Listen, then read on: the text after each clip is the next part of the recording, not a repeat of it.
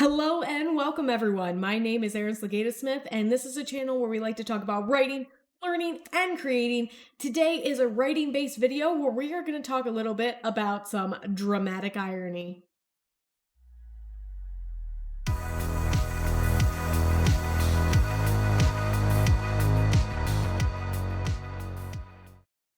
In order to talk about why it is important to include some dramatic irony in your work, first we need to take a little step back and talk about some language.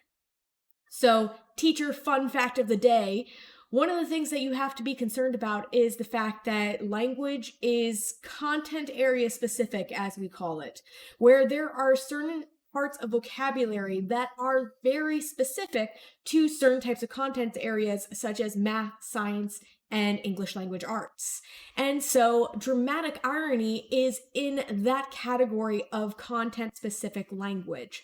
So in English, we have a general term irony, and we have dramatic irony, which incorporates some of the info that we use to describe what irony is, but then puts a little twist on it, making it content-specific. So sidestep over, let us talk about what irony is so that we can then talk about what dramatic irony is, so that we can see how they relate and how we can work these things together.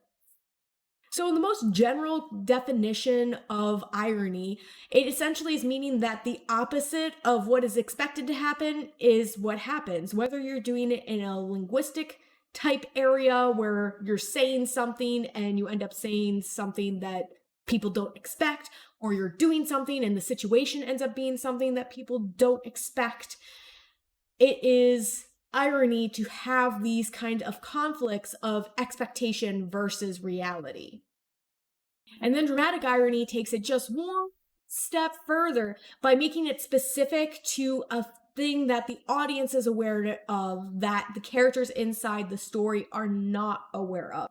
This extra level of awareness that readers have ends up creating an irony because of the fact that you know that something is going to be happening differently, or you expect something to happen differently based off of information you have that the characters don't.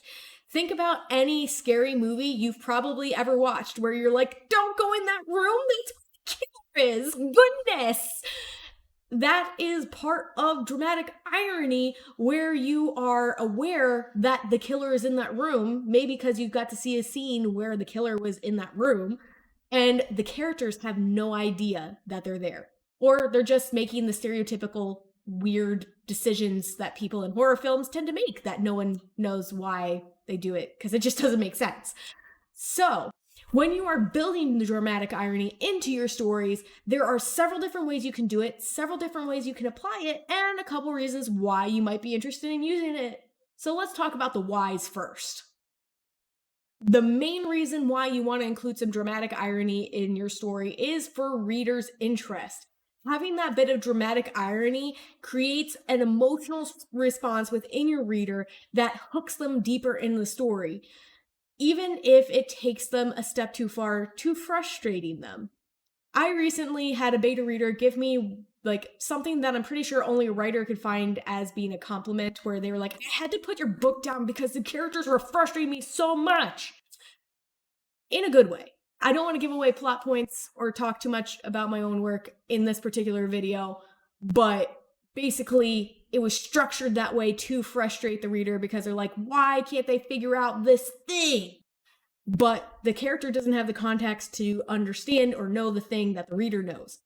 Dramatic irony. By having your reader have a bigger emotional investment in the story, they will be more connected to it, more likely to finish it, more likely to stick with it, even if they have to set it aside for a minute because they're frustrated with something your character is doing.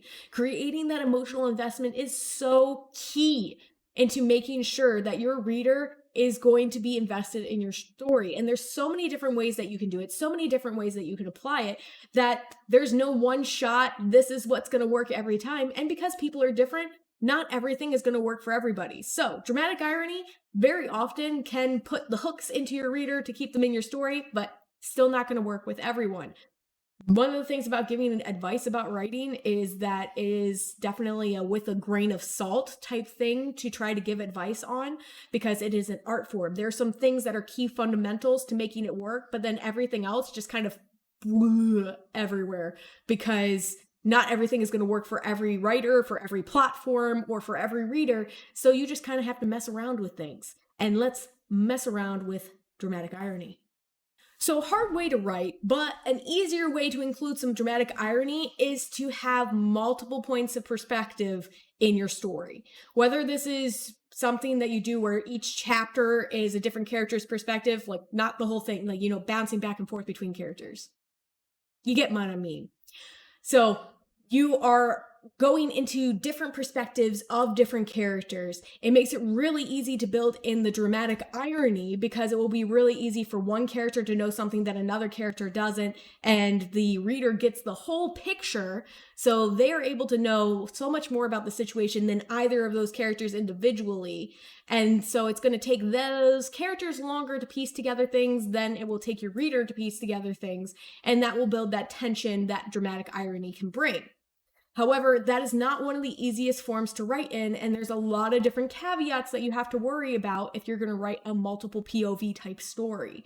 So, if you are going to try out the multiple POV, which I encourage, try all the forms, see what sticks well for you. Make sure that you are following the rules and guidelines of doing a multiple POV, such as no head hopping and things like that. And also play around with throwing in these things with dramatic irony, where not each character will get the whole picture. Just give a small piece to each character. That way your reader can have some information that your characters don't, and it will build in that tension through dramatic irony.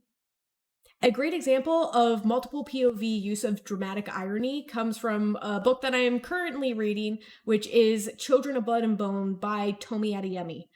In this book, she has chapters that are dedicated to different points of view of characters, which is a nice way to make sure that there is a clean delineation between which character is talking and which one the narrating perspective is closest to, especially if you're doing a third person limited or a third person omniscient type of narrator. I digress on that topic.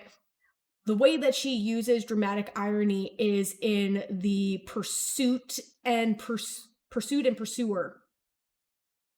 Yeah, pursuit and pursuer use of dramatic irony, where you have one character who's being chased by another character, and so the reader is able to see both parts of the story, where the characters are coming closer together and there's more risk, and where they're lagging apart and there's less risk, and that creates both emotional tension and pacing tension throughout the story, which really helps to continue to propel the story forward. It serves a very strong function in her story to have this dramatic irony based off of the multiple points of view.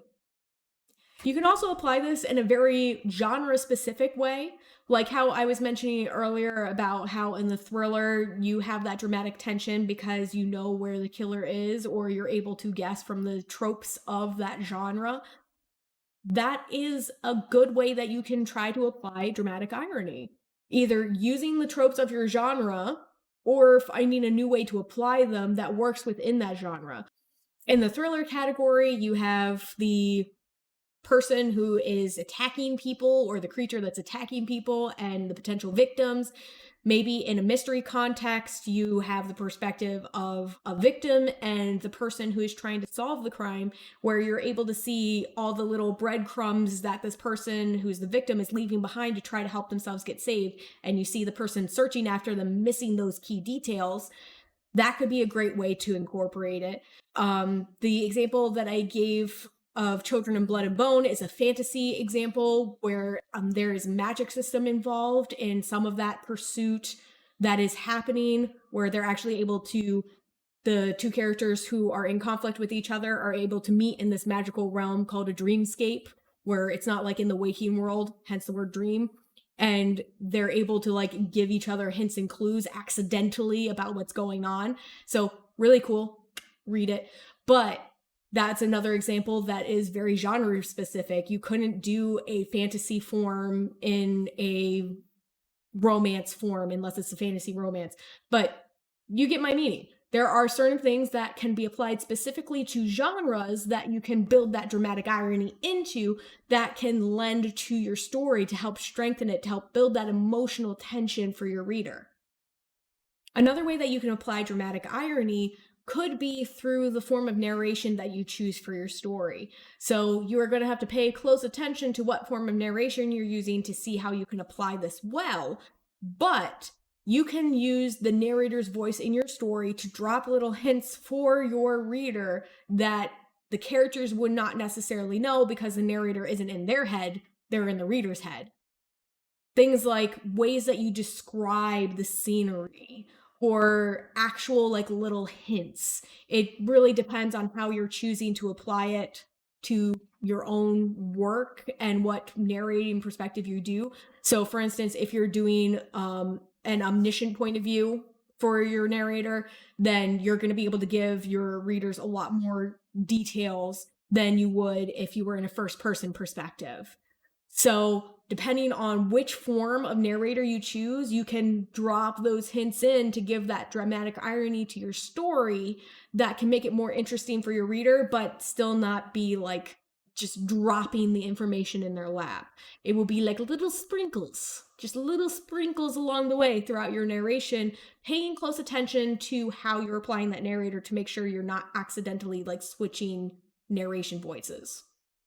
So those are just a few ways that you can apply dramatic irony in a very broad and generalized way. But I do hope that you found the information very useful, and I hope you give dramatic irony a try. It really is a fun thing to play around with, and it can be very useful in your stories.